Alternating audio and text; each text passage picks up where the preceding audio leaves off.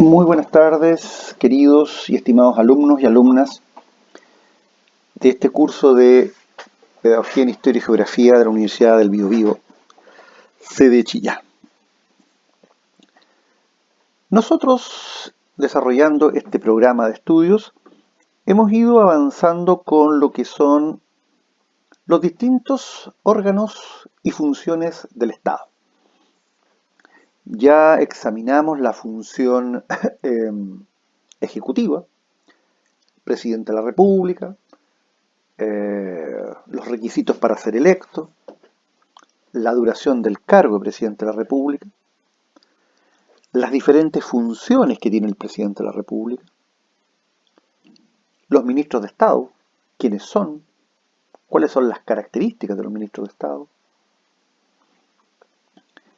el orden de prelación entre los diferentes ministerios, etcétera, etcétera. Luego hicimos una referencia muy genérica a la función legislativa, porque nos vamos a detener sobre ello en un momento determinado. Y luego hicimos una pasada por la función jurisdiccional. Y vimos otros órganos del Estado. Dentro de ellos está el Ministerio Público y el Tribunal Constitucional. Y yo les señalé que el tema del Tribunal Constitucional es un tema bastante complejo.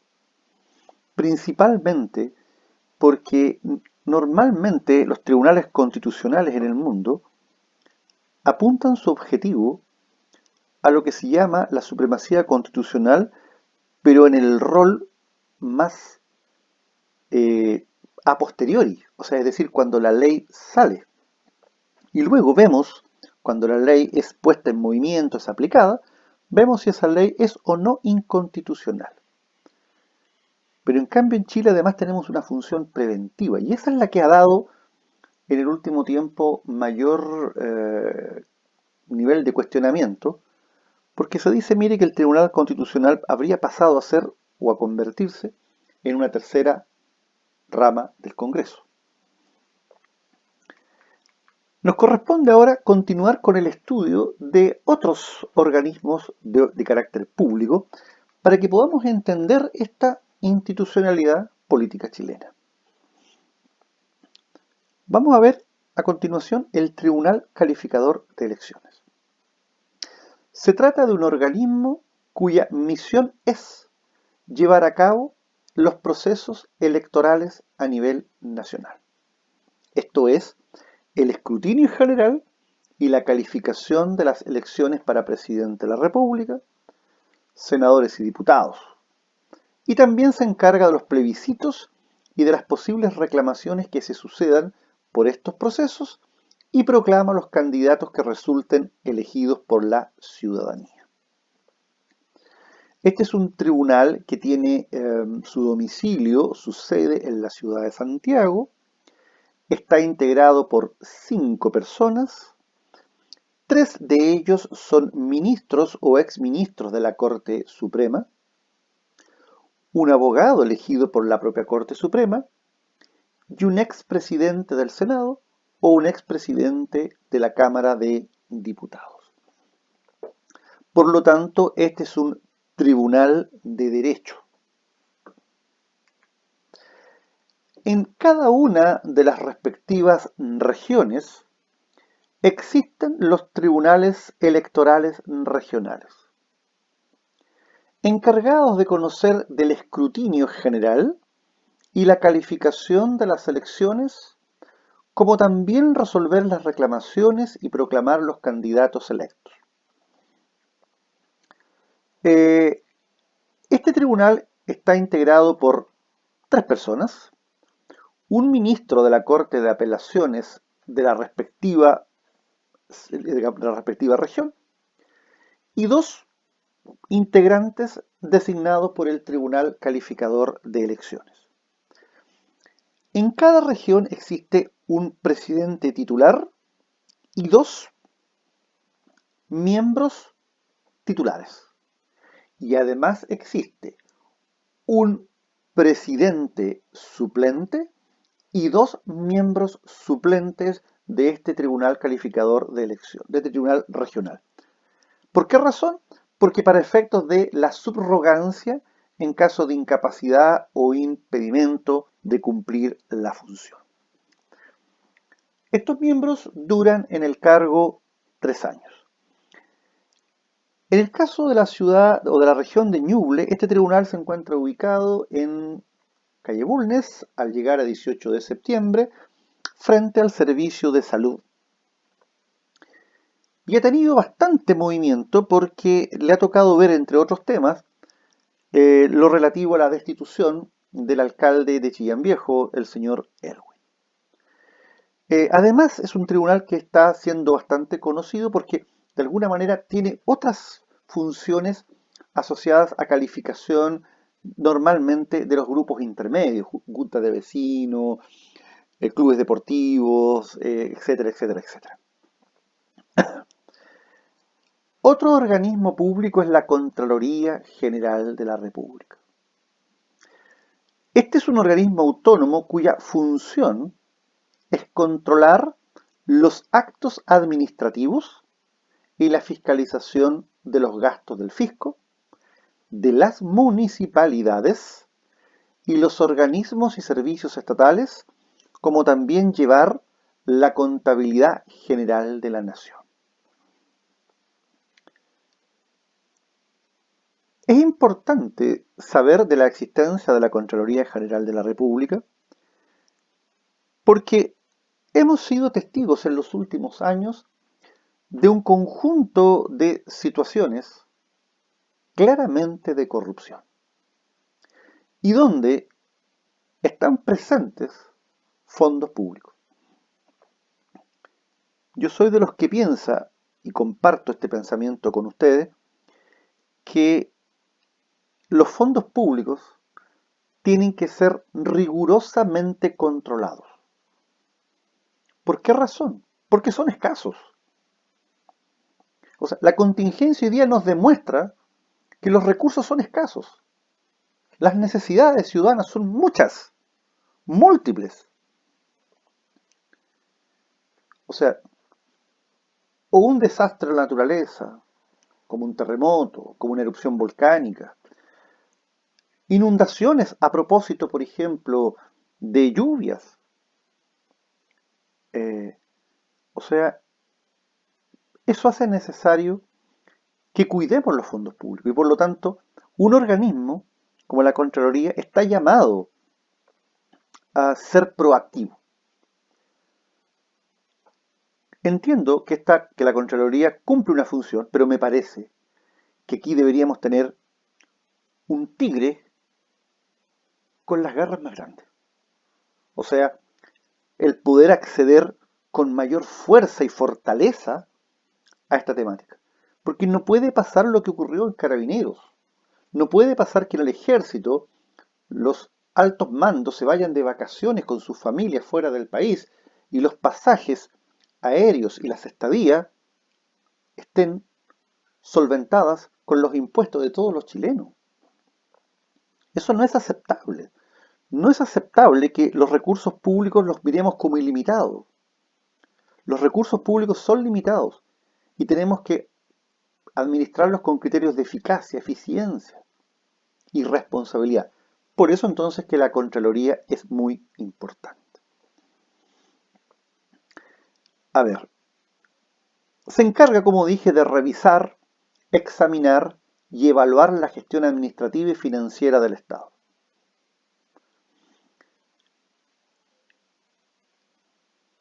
Estimo que en el futuro tendríamos que llegar a una profesionalización en la administración de los entes públicos. No puede ser que los entes públicos tengan en el área de los recursos y de finanzas y de finanzas sean hijuelas pagadoras políticas. Puedo entender que otros cargos, administrador municipal, si ustedes quieren, jefe de gabinete, estoy de acuerdo que sean de la corriente política del alcalde o funcionario de turno. Pero lo relativo a los recursos evidentemente a mi entender debe estar profesionalizado. La Contraloría está a cargo de un funcionario que tiene el título de Contralor General de la República. La ley establece los requisitos que debe reunir la persona para ser nombrado en tal condición. Se trata de un funcionario que es designado por el presidente de la República, con acuerdo del Senado, adoptado por los 3/5 de sus miembros en ejercicio, y tiene una duración de 8 años y no podrá ser designado para el periodo siguiente.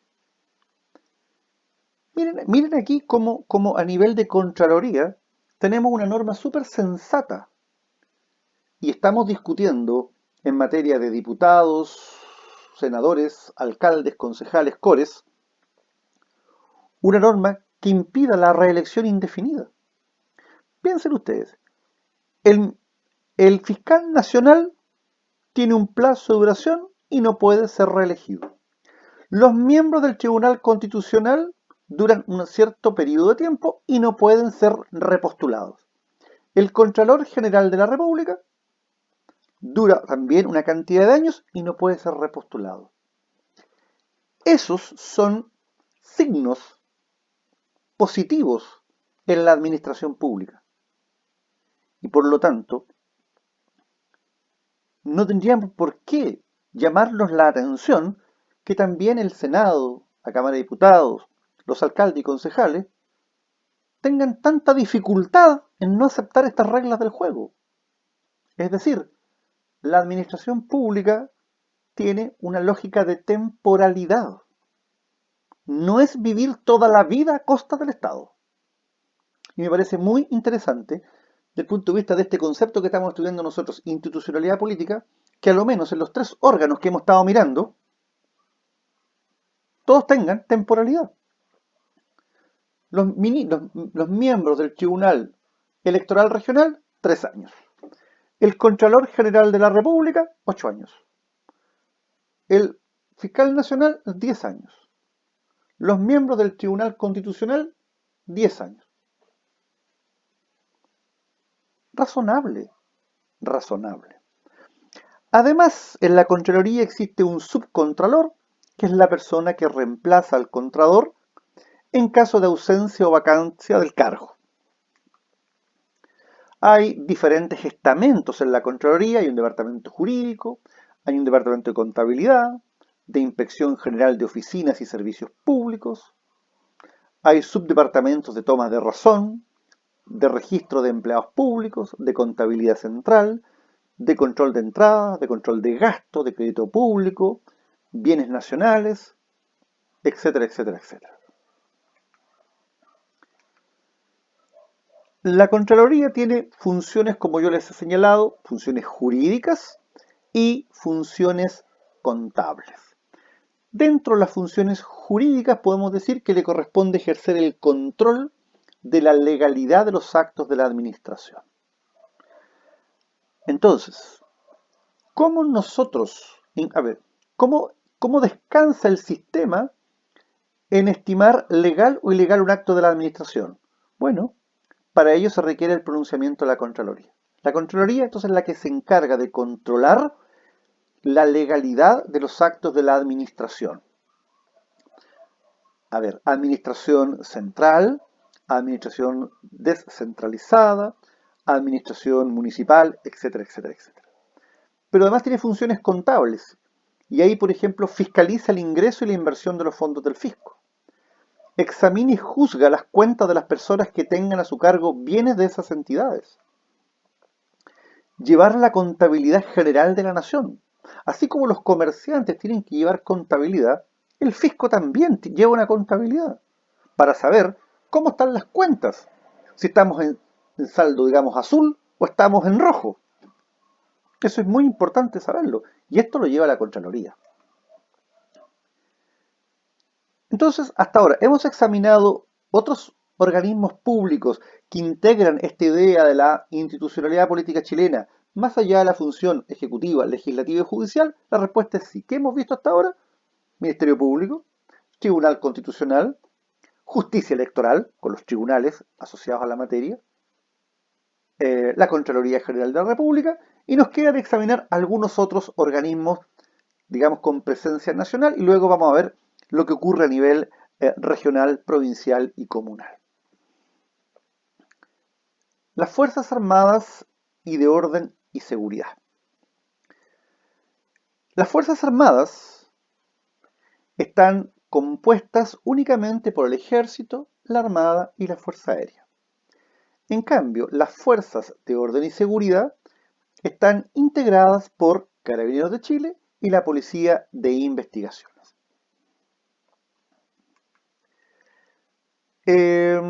Las Fuerzas Armadas dependen del Ministerio de Defensa Nacional y Seguridad Pública.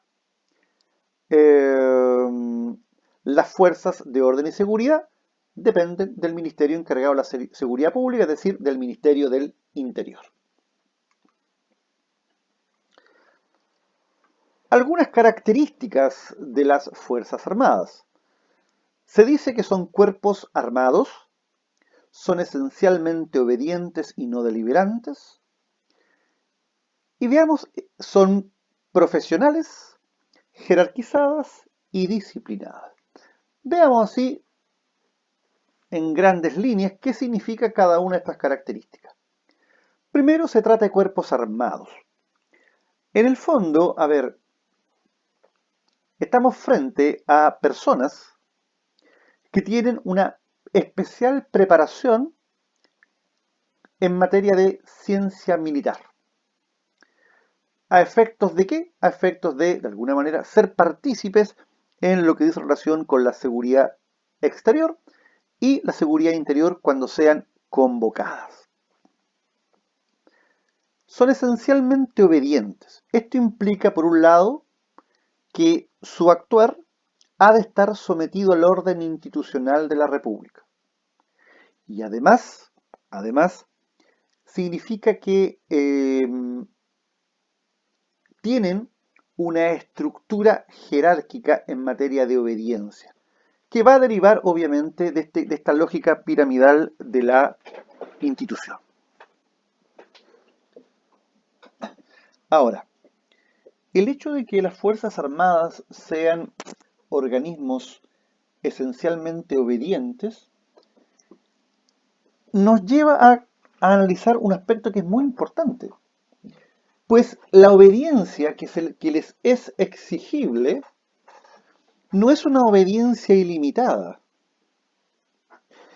pues se trata de una obediencia reflexiva, lo que significa que se permite al subalterno discernir, pudiendo representar al superior una eventual ilegalidad en lo que dice relación con la actuación que se le está requiriendo.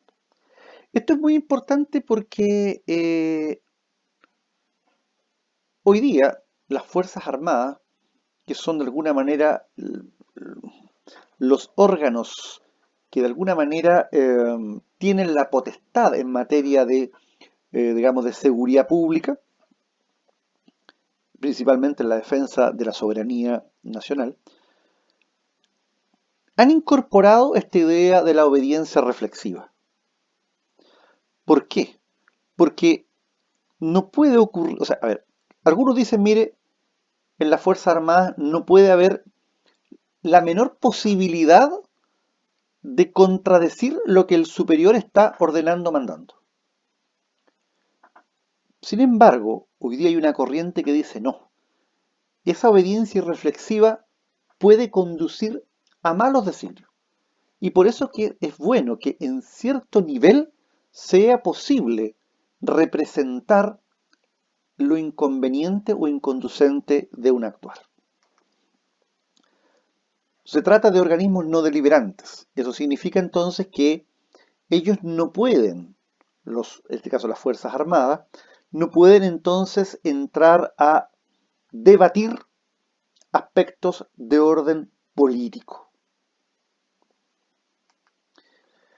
En el fondo, ellos están sometidos a la autoridad civil.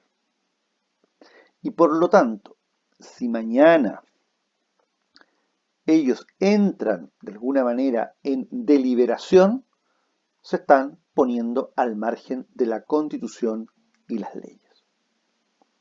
Son organismos profesionales, es decir, hay una carrera detrás, ya sea de las Fuerzas Armadas y de las Fuerzas de Orden y Seguridad, lo que implica procesos de estudio, procesos de perfeccionamiento, procesos de ascenso, etcétera, etcétera, etcétera. O sea, estamos hablando de que hoy día existen instituciones donde se imparte la instrucción por cada una de estas ramas o de estas áreas. Es interesante que ustedes también lo sepan, que curricularmente las Fuerzas Armadas hoy día reciben instrucción no solo en la ciencia militar, en la ciencia policial, o sea, en el área específica en la cual ellos se van a desenvolver, sino que también ellos tienen cursos de formación cívica o ciudadana.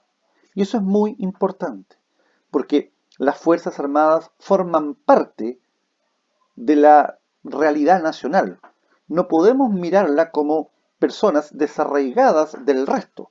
Y ellos, a su vez, tienen que sentirse partícipes y exigirle, y nosotros le tenemos que exigir ser partícipes de la ciudadanía. Porque en nuestra sociedad, y lo que está ocurriendo hoy día en el mundo demuestra que nadie sobra. Nadie sobra. Podemos discrepar, podemos disentir, pero nadie sobra.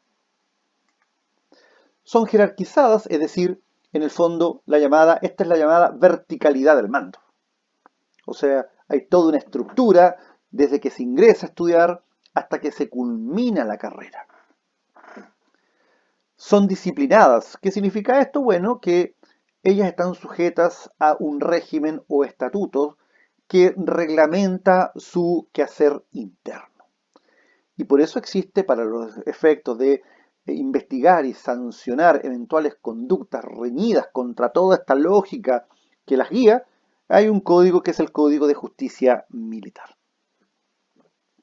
También tenemos otro organismo que es el Consejo de Seguridad Nacional. Y con el Consejo vamos a terminar esta cápsula. Se trata de un organismo que asesora al presidente de la República y cuya función esencial es la cooperación en el mantenimiento de la seguridad nacional. ¿Y qué quiere decir seguridad nacional? Bueno, está referida principalmente a garantizar la llamada estabilidad institucional, la paz interior del Estado y la seguridad exterior del país. El Consejo lo preside el presidente de la República y lo integran además los presidentes del Senado, de la Cámara de Diputados, de la Corte Suprema, los comandantes en jefe de las Fuerzas Armadas, Ejército, Fuerza Aérea y Armada de Chile, el general director de Carabineros y el Contralor General de la República. A sus sesiones también pueden asistir, si el presidente de la República los convoca, los ministros del Interior, el ministro de Relaciones Exteriores, el ministro de Defensa Nacional, el ministro de Defensa o el ministro de Economía. Es interesante la existencia de este organismo, principalmente, yo les diría, en tiempos de convulsión internacional. O sea, hoy día cada vez menos, pero hubo momentos en que en Chile tuvimos dificultades con nuestros vecinos. Con Argentina hace mucho tiempo que no la tenemos. Con Perú y Bolivia sí hace poco tiempo que hemos tenido diferencias. Y acuérdense que terminamos en La Haya con ambos países y todavía tenemos temas pendientes en La Haya con Bolivia, a propósito del río Silala. Entonces, evidentemente que este organismo asesora al presidente de la República o asesora al gobierno de turno desde un punto de vista eminentemente técnico sobre seguridad nacional. Muchas gracias.